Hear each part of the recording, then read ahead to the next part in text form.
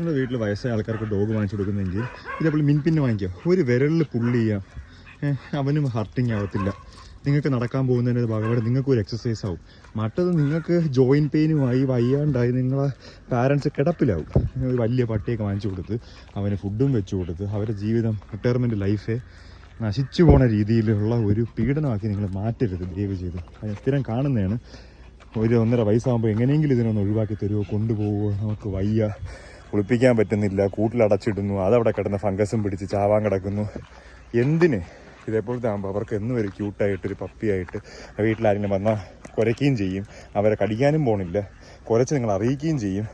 എപ്പോഴും ഒരു ഹാപ്പിനെസ്, വരുന്നവർക്കും ഒരു കൗതുകം, എല്ലാവർക്കും ഒരു സന്തോഷം, മെയിൻ്റനൻസും ഇല്ല. ഇപ്പോൾ ചെറിയ പപ്പിയിൽ തന്നെ പഗ്ഗൊക്കെ ആണെങ്കിൽ അത്രയും പ്രശ്നമാണ്. എൻ്റെ കണ്ണും പോയി ഫംഗസും പിടിച്ച് ഡ്രൂളും ചെയ്ത് റിങ്കിൾസിൻ്റെ ഇടയിൽ ഇൻഫെക്ഷനുമായി. ഇതൊന്നും അങ്ങനെയൊന്നും വരത്തില്ല. കുറച്ചെന്തെങ്കിലും ഫുഡും കഴിച്ച് നിന്നോളൂ.